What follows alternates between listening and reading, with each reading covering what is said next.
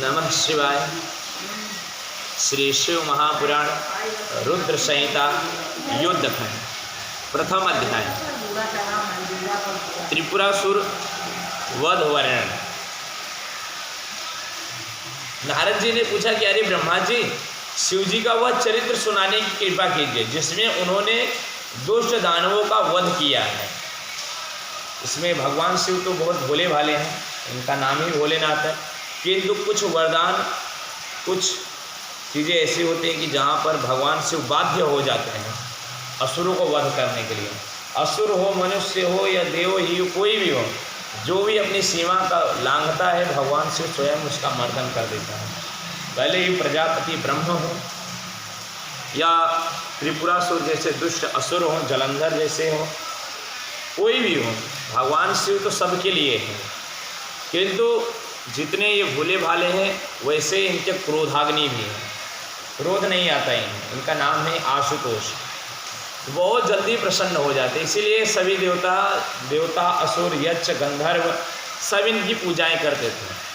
किंतु जब पाप अपने चरम पे आ जाता है, अधर्म का बोलबाला बढ़ने लगता है, साधु संतों को तकलीफ होती है, स्त्रियों पर अत्याचार होता है, मनुष्यों पर अत्याचार होता है, इनके भक्तों पर या किसी भी ना बोलने वाले पशु पक्षियों पर, जब मनुष्यों का या किसी का भी दांव भारी पड़ने लगता है तब महाकाल स्वयं उसके काल बन जाता है, जो कि सिर्फ भोले भाले उनके स्वरूपों का हर जगह वर्णन मिलता है। किंतु हलाहल जैसे विष को भी निगल जाने वाले महादेव जी, तो उन्होंने युद्ध भी बहुत किए हैं, इसीलिए ये युद्ध कांड सबसे बड़ा कांड है। युद्ध खंड शिव महापुराण का सबसे बड़ा खंड है। इसमें नारद जी ने वही सारी चीज़ें पूछी कि भगवान शिव ने किसका मर्दन किया है, क्योंकि नारायण ने तो अवतार ही लिया था। बहुत से अवतार है भगवान विष्णु के जिन्होंने अवतार लेकर दुष्टों का वध किया है। इंद्र ने वध किया है, हनुमान जी ने, सभी ने मारा है। किंतु भगवान शिव ने साक्षात अपने स्वरूप में जिनका वध किया है, जिन दुष्टों का, वह कथा नारद जी ब्रह्मा जी से पूछ रहे हैं और कह रहे कि हे परमपिता, उन कथाओं को मुझे सुनने की इच्छा है जिनका वध भगवान शिव ने अपने हाथों से किया है। तो ब्रह्मा जी ने कहा ठीक है। बताते एक समय व्यास महाराज ने कहा कि सनंद कुमार जी यही बात उन्होंने पूछा था, जो बात नारद जी ब्रह्मा जी से बोलते इसी कथा को व्यास जी से सनंद कुमार जी ने पूछा था। बताते सनत कुमार 4 संतानें थे, मानस पुत्र ब्रह्मा जी के। वो बोलते यही कथा उन्होंने व्यास जी से पूछा था। तो उन्होंने कहा हे व्यास, अब आप शंकर जी के उस शुभ चरित्र को सुनो जिसमें एक बार में ही एक ही बाण से उन्होंने असुरों को भस्म कर दिया था। शिवपुत्र स्कंद द्वारा तारकासुर के माने जाने उनके 3 दैत्य पुत्र पृथ्वी पर तपस्या करने लगे। जब कुमार कार्तिकेय जी ने तारकासुर को मार दिया तब उसके 3 पुत्र इस धरती पर बदले की वजह से तपस्या कर रहे थे। किंतु वो ये जानते थे कि भगवान शिव से बैर रखना उचित नहीं है, इसलिए उन्होंने बहुत सोच समझ के वरदान भी मांगे।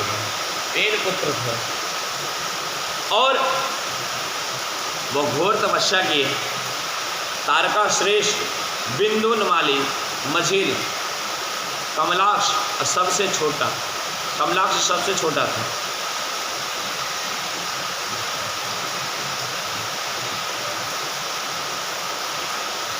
पता है ये तीनों भाई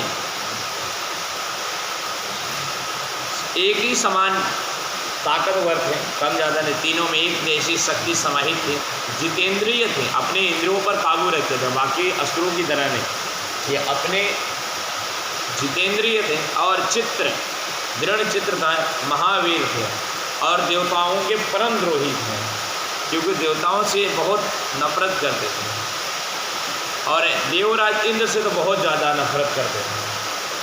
और इसी तरह ये तीनों ने बहुत तपस्या की और तीनों ने अपने समस्त मनोरथ भोगे और ब्रह्मा जी को प्रसन्न किए और जाते कहाँ पर, सुमेरु पर्वत पर।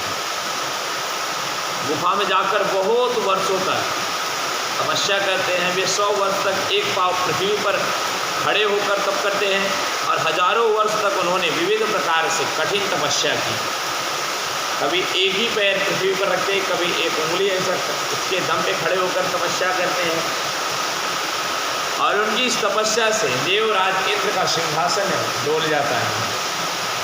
और फिर यह देखकर ब्रह्मा जी अत्यंत प्रसन्न होकर आते हैं उनके पास, उन तीनों भाइयों के पास।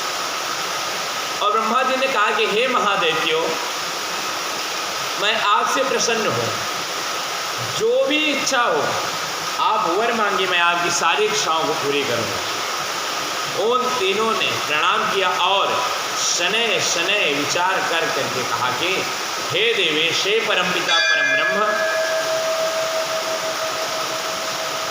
आप हम पर प्रसन्न हैं तो हमें सब प्राणियों में अवध्य कीजिए, हमारे विघ्न वो उन्हें दूर कीजिए।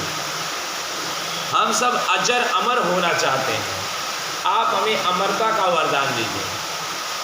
ब्रह्मा जी ने यह कहते हुए मना कर दिया है वरदान देने से। उन्होंने कहा इस चराचर जगत ब्रह्मांड में कोई भी अजेय अमर नहीं है। वो तीनों रुष्ट हुए।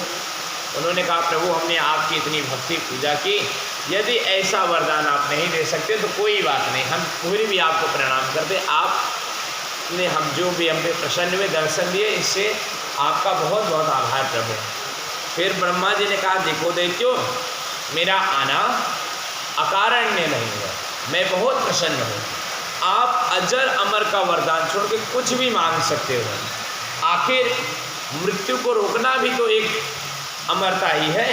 मैं आपको साक्षात अमर का वरदान तो नहीं दे सकता, आप कुछ ऐसा वरदान मांगो जिससे आपकी मृत्यु रुक सके। उन्होंने बहुत सारी बातें याद की कि ऐसा आखिर हम कौन सा वरदान मांगे जिससे मृत्यु रुके। उन्होंने भगवान विष्णु और इंद्र को छल को याद करते हुए सोचा कि एक बार हिरण्यकश्यप ने भी बहुत वरदान सोच समझ के मांगा था, उसका भी तो वध हो गया। उसने तो बहुत चालाकी की थी, ना ऊपर ना नीचे ना अंदर ना बाहर, ना मनुष्य ना पशु, बहुत सोचा, क्या हुआ आखिर उसका भी तो वध कर दिया छलिए विष्णु ने और ये इंद्रराज ने मिलके। तो आखिर ऐसा तो कोई वरदान बचा ही नहीं जो हम मांग सकें। अगर हम बोलेंगे अंदर बाहर नहीं तो डेहरी पे मार देगा, ऊपर नीचे नहीं तो बीच में मारेगा, मनुष्य तो कैसा वरदान मांगे, कैसे मृत्यु को रोकोगे।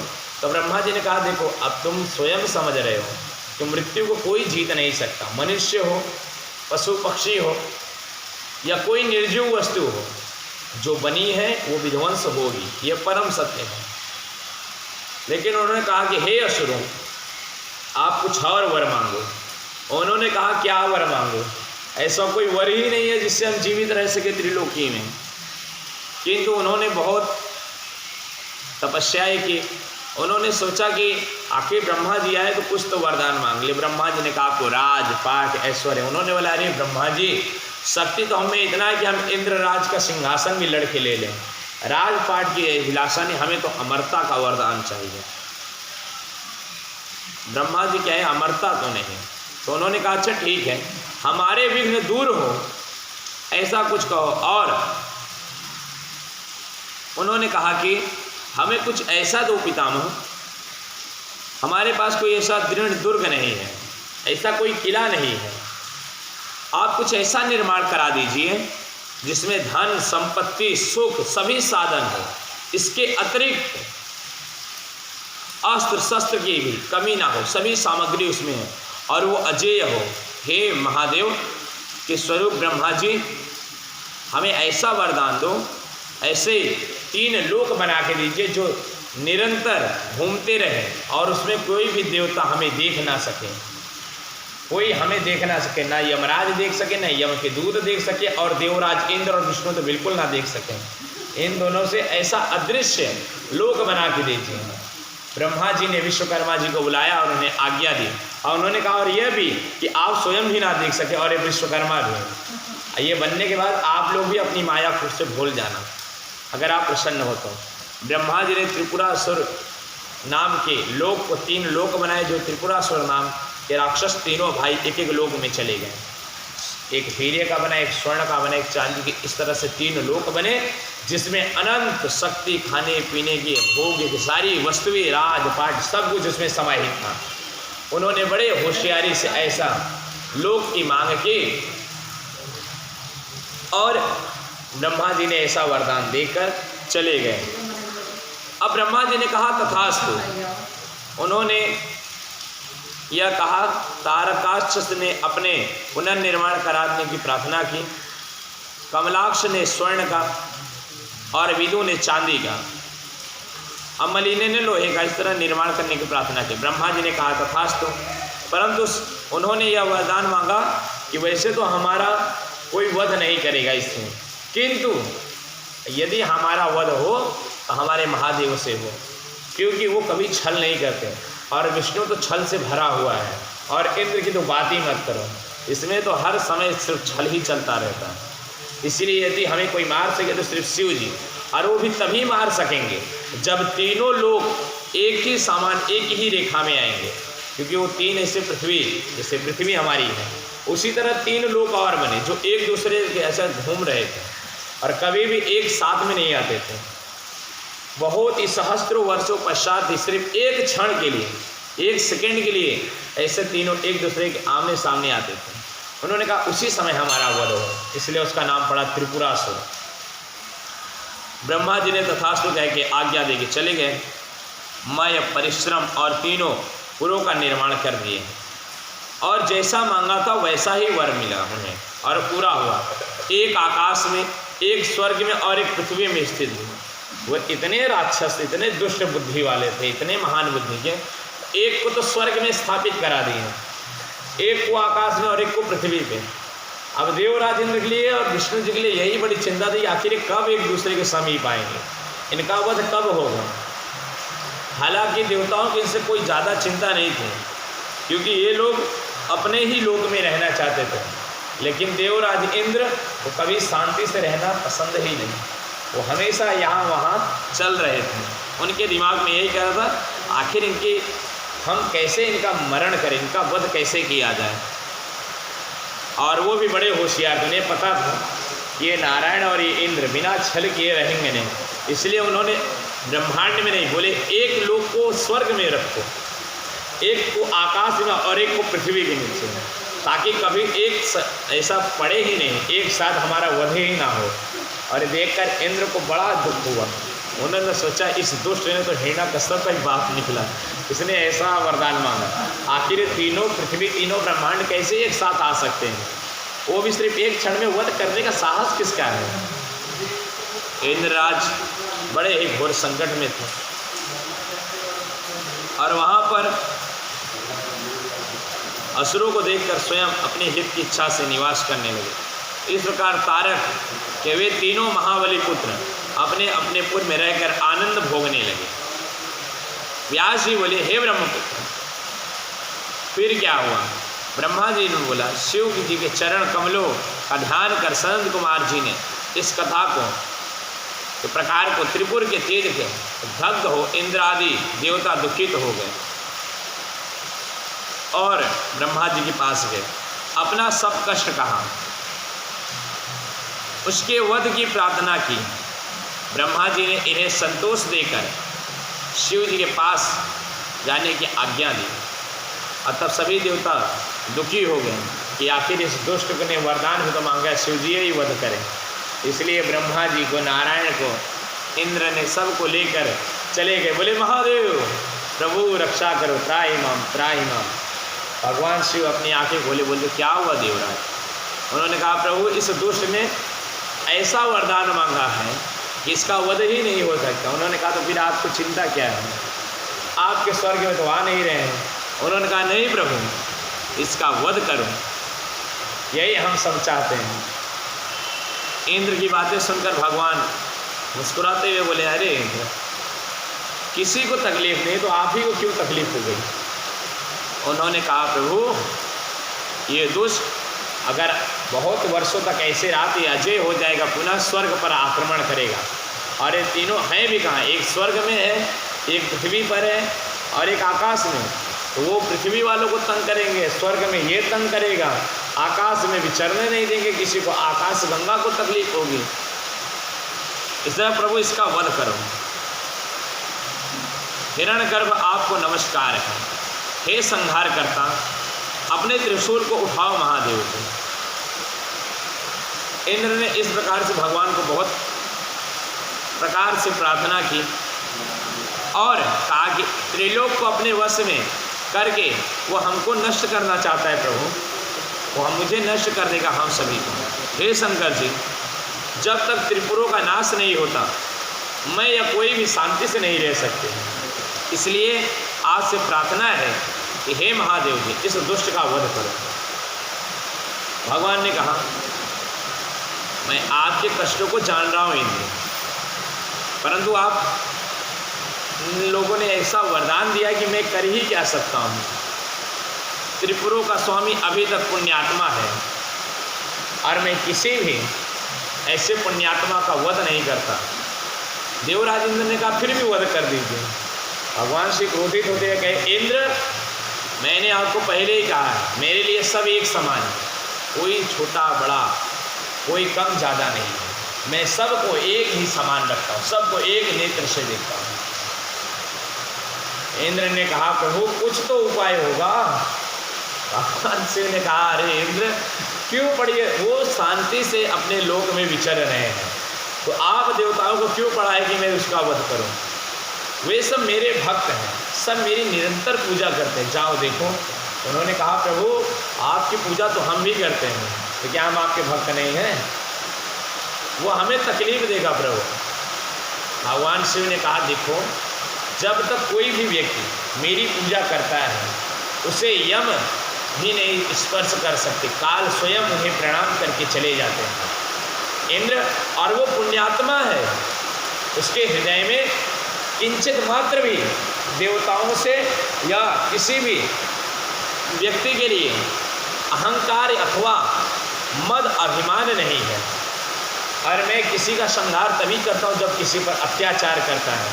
यहाँ देवराज इंद्र समझ गए ठीक है इसको अत्याचार कराना है ना। भगवान उन्हें प्रणाम करते हैं और यह बात सुनकर भगवान विष्णु के पास जाते हैं और कहते हैं भगवान विष्णु जी अब इसका वध कराना है।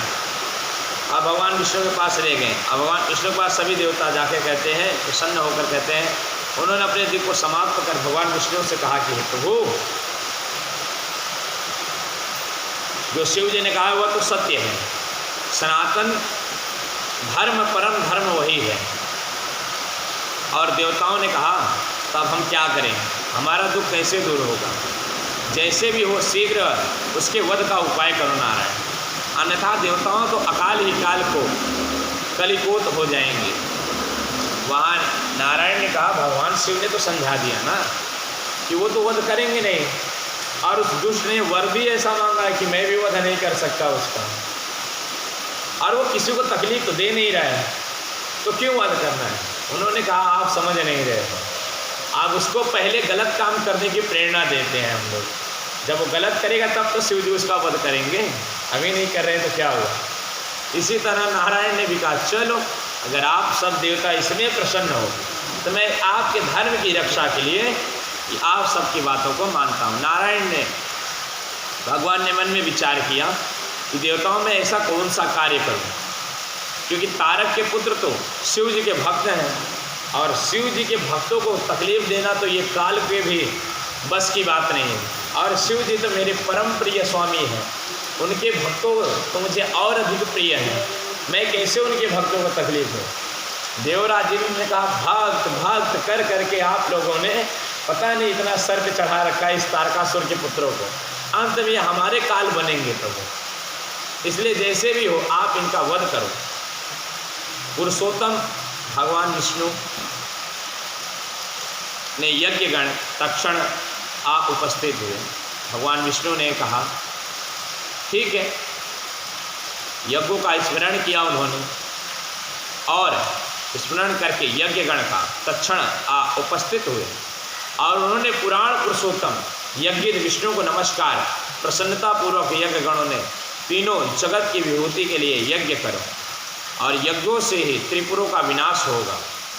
सनंद कुमार जी कहते हैं, अच्युत भगवान ने यह वचन सुनकर उन्हें प्रेम से प्रणाम कर देवगण उन यज्ञेश को स्वस्तन करने लगे और सविविध चयन कर यज्ञ का विधान किए। उस यज्ञ कुंड में से एक महान शरीर वाला शूल शक्तिधारी हजारों भूतों का समुदाय से निकल पड़ा। तब अनेक प्रहारों से युक्त नाना वेशधारी कालाग्नि रुद्र के समान तथा काल सूर्य के समान प्रकट हुए। उन भूतों से विष्णु जी ने कहा, हे भूतगणों, देव कार्य के लिए आप लोग मेरी आज्ञा से शीघ्र जाके त्रिपुर नगर में उन्हें नष्ट कर दें। भगवान विष्णु के इन वाक्यों को सुनकर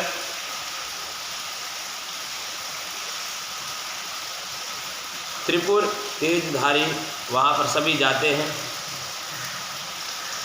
भूतगण ने दैत्यों त्रिपुर के नगर को गए, परंतु जो ही प्रविष्ट हुए तो ही त्रिपुर की तेज अग्नि से वे सभी भस्म हो गए और बचे हुए भगवान विष्णु के पास भागे भागे आए और संहार का सारी बातें बताएं। उन्होंने कहा, अरे आपने तो हमें भेजा था उनको भस्म करें, उनके तेज से हम ही भस्म हो गए, अब बताओ क्या करें।